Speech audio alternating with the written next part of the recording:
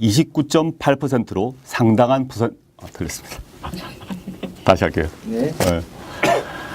아나운서들이 대단해. 아.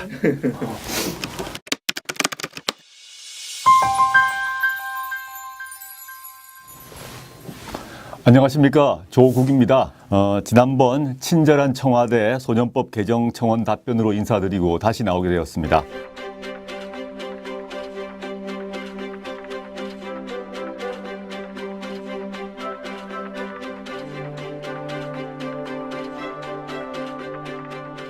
오늘은 낙태죄 폐지에 관련된 청원에 대해서 말씀드리기 위해서 나왔습니다.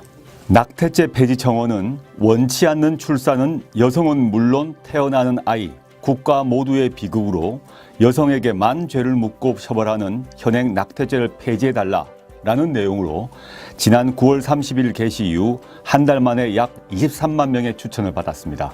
이 문제는 매우 예민한 주제입니다. 낙태란 용어 자체가 부정적 함의를 담고 있기도 합니다. 오늘은 낙태란 단어 대신에 모자보건법이 사용하고 있는 임신중절이란 단어를 사용하도록 하겠습니다. 우리 형법이 제정된 1953년부터 임신중절은 처벌됩니다. 임신중절을 행한 여성은 물론 그것을 시술한 의사도 처벌됩니다. 그런데 1973년 모자보건법이 제정된 후 아주 예외적 조건에 한해서 임신중절은 허용되고 있습니다. 예컨대 부모가 우생학적으로, 유전학적으로 장애가 있거나 흠결이 있는 경우 또는 강간 또는 준강간에 의해서 임신된 경우, 이런 경우에만 임신중절이 허용됩니다. 그동안 관련 법 개정 논의가 없었던 것은 아닙니다. 지난 2000년 한국 천주교 주교회의에서는 예외적 허용 조항도 아예 삭제해서 임신중절을 완전히 금지하자는 입법 청원도 있었습니다. 지난 2007년에는 정부가 낙태를 둘러싼 법과 현실의 괴리를 극복하기 위해서 법 정비 방안을 연구하고 공청회를 개최하여 사회적 논의를 일으킨 적도 있습니다. 당시에는 낙태 예외 조항에 본인 동의 사유와 사회 경제적 사유를 추가하고 배우자의 동의 조항과 우생학적 유전적 사유를 삭제하는 등이 논의되었습니다. 그리고 지난 2012년 헌법재판소가 낙태죄 합헌 결정을 내렸습니다. 위헌대 합헌이 4대4로 팽팽했습니다. 결정문에는 찬반 진영의 주장이 잘 담겨 있습니다. 먼저 합헌 의견을 보면 사익인 임산부의 자기결정권이 태아의 생명권 보호라는 공익에 비해 크지 않고 태아도 성장 상태와 관계없이 생명권의 주체로서 마땅히 보호받아야 한다라고 하여 태아의 생명권을 강조했습니다. 반면 위헌 의견은 임신 초기 자발적 임신 중절까지 금지하고 처벌하는 것은 임산부의 자기결정권을 전혀 존중하지 않는 것이다 라고 하여 여성의 자기결정권을 강조했습니다. 태아의 생명권과 여성의 자기결정권 중 둘 중 하나만 택해야 하는 제로섬으로는 논의를 진전시키기 어렵습니다. 둘 다 우리 사회가 지켜나가야 할 소중한 가치이기 때문입니다. 이 문제를 논의하기 위해서 임신 중절이 실제로 얼마나 이루어지고 있는지 그 원인은 무엇인지 먼저 살펴보아야 합니다. 안타깝게도 가장 최근 조사 자료가 2010년 자료입니다. 추정 낙태 건수는 16만 9천여 건이나 의료기관에서 행해진 합법적 인공 임신 중절 시술 건수는 1만 800여 건으로 합법에 의한 영역은 6%에 불과합니다. 또 실태조사 자료에 따르면 미혼 여성보다 기혼 여성이 더 많습니다. 보건복지부가 2011년 별도로 조사한 바에 따르면 임신 중절 사유는 원치 않아서라는 이유가 가장 많습니다.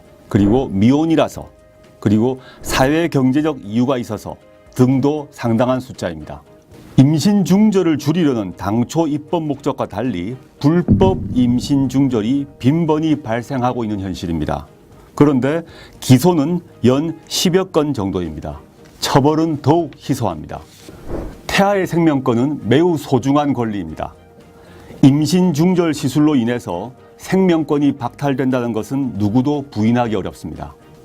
그러나 처벌 강화 위주 정책으로 임신 중절 음성화 야기, 불법 시술 양산 및 고비용 수술비 부담, 해외 원정 시술, 위험 시술 등의 부작용이 계속 발생하고 있습니다. 현행 법제는 모든 법적 책임을 여성에게만 묻고 있다는 문제가 있습니다. 국가와 남성의 책임은 완전히 빠져 있습니다. 여성의 자기결정권 외에 불법 임신 중절 수술 과정에서 여성의 생명권, 여성의 건강권, 침해 가능성 역시 함께 논의되어야 됩니다. 이제는 태아 대 여성, 전면 금지 대 전면 허용, 이런 식의 대립 구도를 넘어서 사회적 논의가 필요한 단계입니다. 현재 OECD 35개국 중에 본인 요청에 의해서 인공 임신 중절이 가능한 국가는 25개국가입니다. 예외적으로 사회경제적 사유에 의한 낙태를 허용하는 4개국까지 합치면 OECD 회원국 중 80%인 29개국에서 임신 중절을 허용하고 있습니다. 다만 본인 요청에 의해서 중절이 가능한 경우에도 통상 12주 이내만으로 제한하고 있습니다. 그리고 7개국은 사전 상담을 의무화하고 있습니다. 상담 이후 시술까지 2일에서 8일까지 숙려 기간을 두어서 무분별한 시술을 방지하고 있습니다. 보건학자 김승섭 고려대 교수에 따르게 되면 2006년 세계보건기구 연구를 인용해서 매년 전 세계에서 2천만 명의 여성이 안전하지 않은 임신 중전 수술을 받고 그중 6만 8천 명이 사망하고 있다고 밝히고 있습니다. 다음과 같은 3가지 경우를 다 같이 생각해보고 고민해보면 좋겠습니다. 첫째, 교제한 남성과 최종적으로 헤어진 후에 임신을 발견한 경우 어떻게 해야 합니까? 둘째, 별거 또는 이혼 소송 상태에서 법적인 남편의 아이를 임신했음을 발견한 경우 어떻게 해야 합니까? 실직이나 투병 등으로 인한 경제적 어려움으로 아이 양육이 완전히 불가능한 상태에서 임신했음을 발견한 경우 어떻게 해야 합니까? 이러한 3가지 경우 현재 임신 중절을 하게 되면 그것은 범죄입니다. 근래 프란체스코 교황은 임신 중절에 대해서 우리는 새로운 균형점을 찾아야 한다라고 말씀하신 바 있습니다. 이번 청원을 계기로 우리 사회도 새로운 균형점을 찾았으면 좋겠습니다. 이번 청원을 계기로 정부는 법제도 현황과 논점을 다시 살펴보게 되었습니다. 여성가족부와 보건복지부, 그리고 청와대 법무비서관실, 여성가족비서관실, 국민소통수석실 담당자가 3차례에 걸쳐서 쟁점을 검토하고 토론했습니다. 당장 2010년 이후 실시되지 않은 임신 중절 실태조사부터 2018년에는 재개하기로 하였습니다. 임신 중절 현황과 사유에 대한 정확한 실태조사, 그 결과를 토대로 관련된 논의가 한 단계 진전될 것이라고 기대합니다. 그리고 현재 헌법재판소에서 다시 한번 낙태죄 위헌 법률 심판 사건이 진행 중입니다.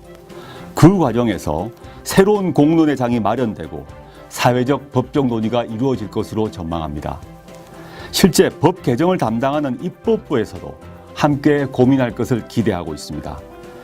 자연유산 유도약의 합법화 여부도 이러한 사회적, 법적 논의 결과에 따라 결정될 것으로 기대합니다.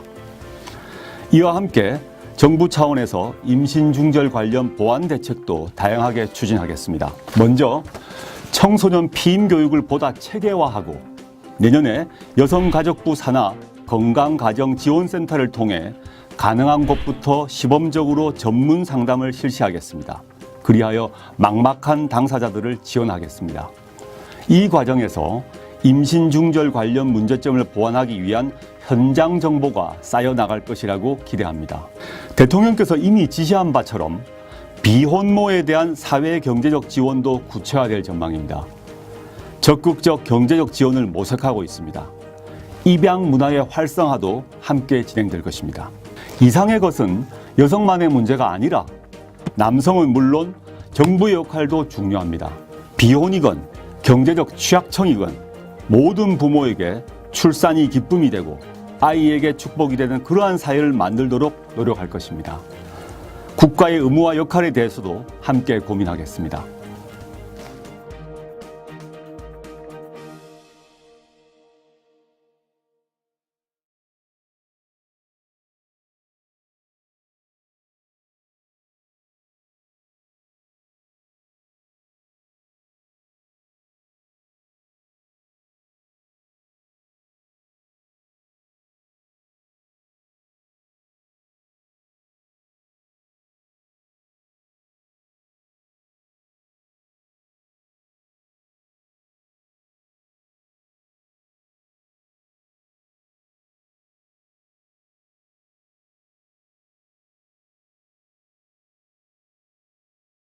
29.8%로 상당한 틀렸습니다. 다시 할게요. 네. 아나운서들이 대단해. 아.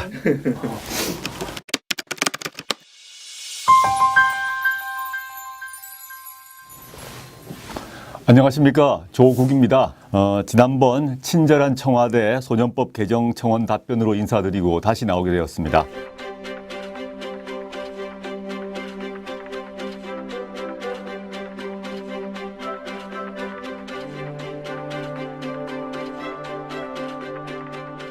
오늘은 낙태죄 폐지에 관련된 청원에 대해서 말씀드리기 위해서 나왔습니다. 낙태죄 폐지 청원은 원치 않는 출산은 여성은 물론 태어나는 아이, 국가 모두의 비극으로 여성에게만 죄를 묻고 처벌하는 현행 낙태죄를 폐지해달라라는 내용으로 지난 9월 30일 개시 이후 한 달 만에 약 23만 명의 추천을 받았습니다. 이 문제는 매우 예민한 주제입니다. 낙태란 용어 자체가 부정적 함의를 담고 있기도 합니다. 오늘은 그래서 임신 중절은 허용되고 있습니다. 예컨대 부모가 우생학적으로, 유전학적으로 장애가 있거나 흠결이 있는 경우 또는 강간 또는 준강간에 의해서 임신된 경우, 이런 경우에만 임신 중절이 허용됩니다. 그동안 관련 법 개정 논의가 없었던 것은 아닙니다. 지난 2000년 한국 천주교 주교회의에서는 낙태란 단어 대신에 모자보건법이 사용하고 있는 임신중절이란 단어를 사용하도록 하겠습니다. 우리 형법이 제정된 1953년부터 임신중절은 처벌됩니다. 임신중절을 행한 여성은 물론 그것을 시술한 의사도 처벌됩니다. 그런데 1973년 모자보건법이 제정된 후 아주 예외적 조건에 한해